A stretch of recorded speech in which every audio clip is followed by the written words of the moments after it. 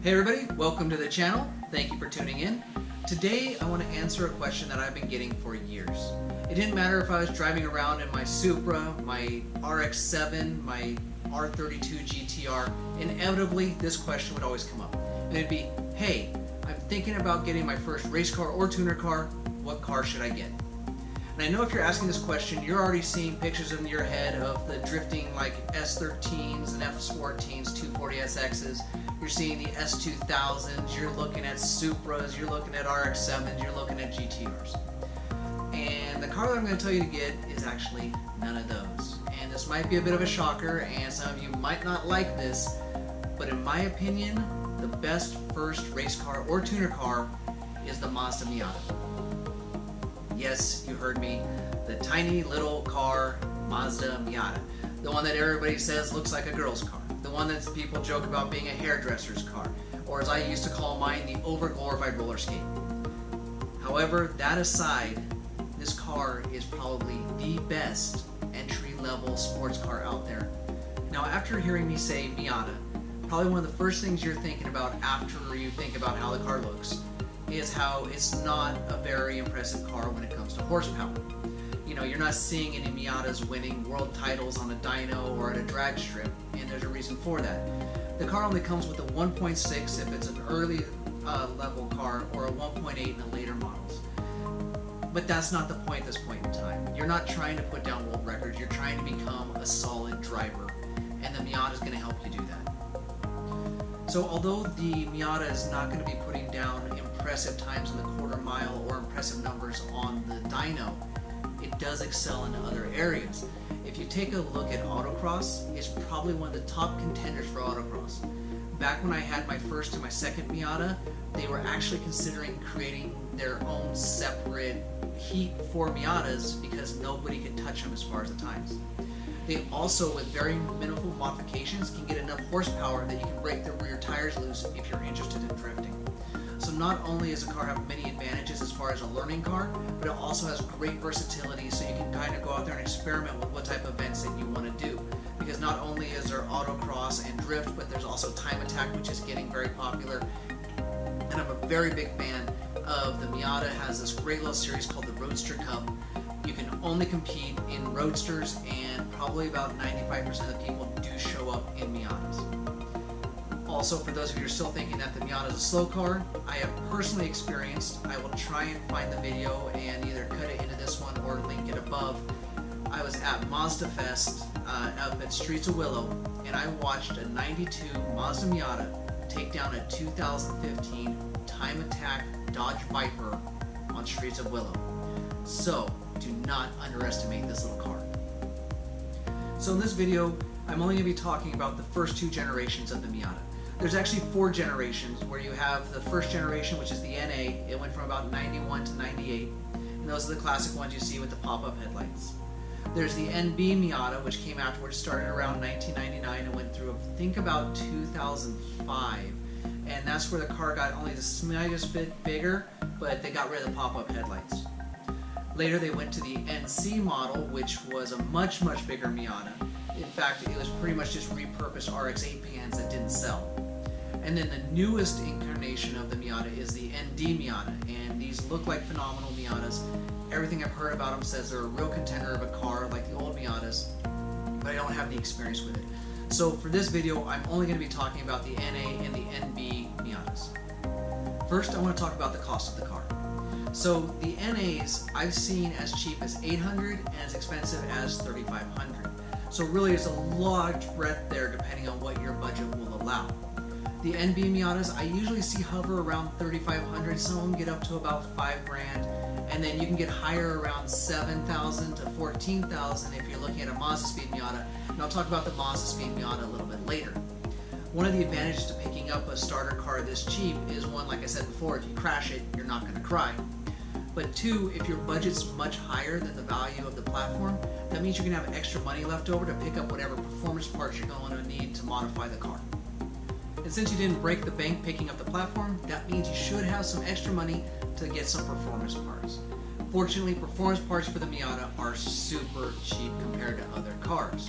You also don't need much to make them a real contender in the events that you're looking at.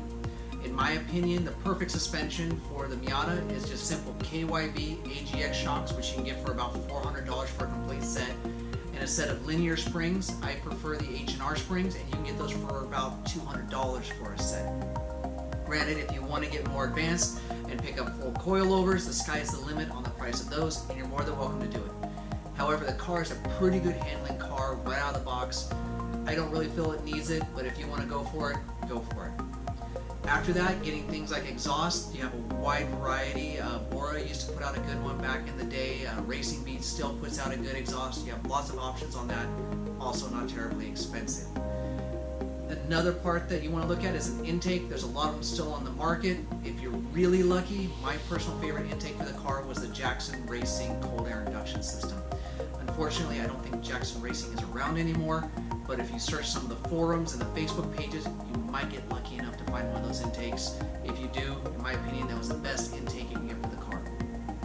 The car is also not limited to just naturally aspirated. The car, when it was developed by a team of, I think it was 6 or 8 guys that patterned the car after Fiats and MGs. One of the guys who was part of the development team was actually a majority shareholder in Jackson Racing, so he actually developed the stock engine to be able to handle 8 psi of boost from the factory, even though it only came naturally aspirated at the time. So consequently, he created a supercharger system for it that was just a direct bolt-on and was phenomenal. It was the Jackson Racing supercharger. I don't believe it's made anymore. However, there's a lot of companies that have stepped up and created supercharger systems for the car. Very easy to get, very easy to install. They seem to run around 4,000 from what I saw online. If you're not into the supercharger and you'd much rather go with a turbo, also an option for you. My personal favorite would be Flying Miata. They put out a lot of great products for the car. There again, a turbo system, pretty much the complete thing, which would be the headers, the turbo, the intercooler, everything you need. Seems to run about, there again, about $3,500 to $4,000. So it's going to be based on what your personal preference is if you want to go forced air induction. So a supercharger will get you off the line quicker, but will peter out the top end. Or you have the turbo, which is kind of bad on the low end, but will hit hard in the upper end. So depending on what type of events you want to do on your Miata, you can pick which application works best for you. So now that you've got the platform and you possibly have some parts in the mail, let's go ahead and talk about working on the car. This is actually the car that I learned how to tune on. It's amazingly simple to work on. As you can see, the engine bay is really open. You can put your hands anywhere. When you're taking parts off the car, you don't need any special tools or any special techniques. It's all very straightforward. Plus, with the car being around as long as it has, and with the community of enthusiasts that doesn't seem to be slowing down, there's plenty of articles and videos to tell you anything you need to know that you need to do when you're working on the engine or any other part of the car. Even the suspension, which sometimes gets tricky on other cars, is so easy to swap out on this car. So if you're watching the video up to this point and you're still thinking like, you know what, okay, it's cool, I could save money getting an old Miata and picking up the parts, but I'm still okay with a higher budget, there's actually a super secret Miata just for you. And that's the Mazda Speed Miata. It's only made for 2004 and 2005, and it actually came from the factory with a turbo system. That's right, you don't need to go and drop an extra $4 or $5 grand on a turbo system. It's already in there, it's already tailored for the car, so there's not a lot you need to do. If you want to make it faster, you can actually upgrade it slowly. Maybe swap out an intercooler here, up the boost with the boost controller there, upgrade your injectors, and it's pretty much ready to go. It already comes with upgraded suspension as well. There's a lot of people that are doing like, you know, the time attack, and based on your modifications, you get a point value which can jump you into a higher class where you're competing with people with more money. A lot of the Miata guys will try and find a wrecked Mazda Speed Miata to get the suspension out of it, because it's one of the best suspensions you can get for the car, and it doesn't add points, which means you don't have to worry about being jumped up into a higher bracket when you're competing. So if you have the ability, I've actually had a Mazda Speed Miata. I was devastated the day that I was at a stoplight and got rear-ended. I absolutely love that car. At that time, I actually owned the R32 GTR. I picked up the Mazda Speed as kind of a daily driver, because anytime something had to be replaced on the GTR is when it first came over to the States. So there wasn't a lot of venues for getting parts. It would take me sometimes 3 or 4 weeks to get a part. So I get the Mazda Speed Miata, and that was just going to be like my backup car. car in case the Skyline was down, the Mazda Speed Miata actually became my preferred car. I know that you guys are probably thinking I'm crazy. I've got an R32 GTR, Godzilla, and I do think that the Mazda Speed Miata was a better driving car. I had more fun in it. I felt it was just a more solid car.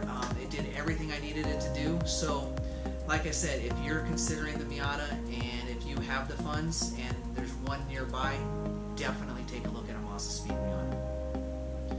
So you might be wondering at this point, okay, so I can pick it up for cheap and the parts are cheap, and okay, there's the really cool Mazda Speed Miata, but what's so awesome about the car? You know, is it just like another Honda Civic which is cheap? No, it comes down to the driving experience of the car.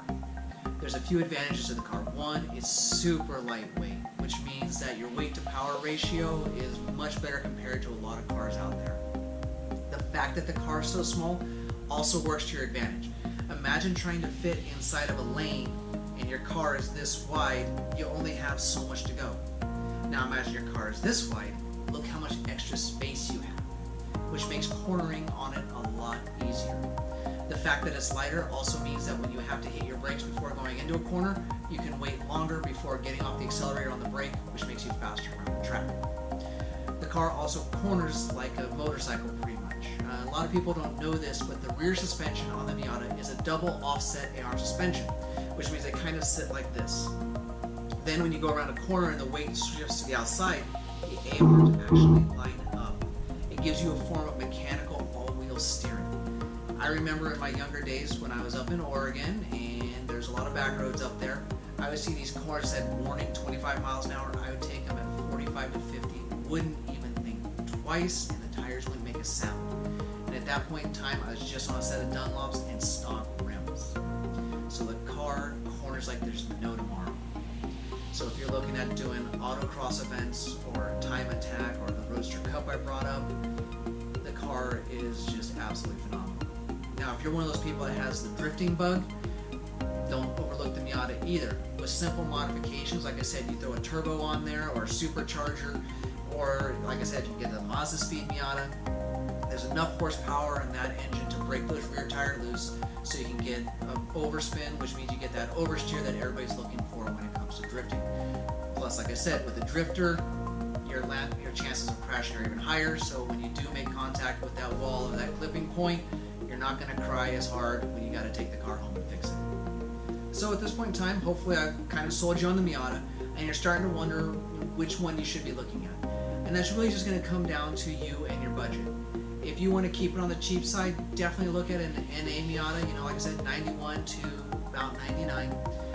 Just as a heads up on those though, some of the earlier years, they came with a 1.6 liter engine instead of a 1.8. If you're going to pick up a Miata, might as well find one with a 1.8. If you're really lucky, the year you want for the NA Miatas is the 94. So in 94, it came with the lightest, most well-balanced wheels you can get for the car. It came with all the structural sub-bracing that none of the previous years had, and all the following years of sub-bracing was only a factory option. So if you get the 94, you know you're getting the best wheels because it only came on that year, and you're getting all of the sub-bracing that you may or may not have in the following years. If your budget's a little bit higher and you like the aesthetics of the NB, definitely go with the NB. It's going to be a little bit heavier, but the car still handles like crazy. And of course, if you definitely have the budget for it, that Mazda Speed Miata is definitely the golden boy of the Miata community. So if that's an option for you, I heavily recommend it. Like I said, I had an R32 GTR and I actually preferred the Mazda Speed Miata over the GTR. So that's really saying something. So there again, it's all up to you. Go ahead and shop around. As I always say, test drive as many as you can. Find the one that works for you. And just go ahead and start building and start racing. And there it is. My answer to the question of what do you think is the best first sports car tuner car I can get? It's the Mazda Miata, hands down. If you have any questions or you feel there's anything I've missed, go ahead and post in the comments down below. I will respond to you. If you like this video, go ahead and give me a thumbs up and smash that subscribe button. I thank you all for watching, and I'll see you all out on the road.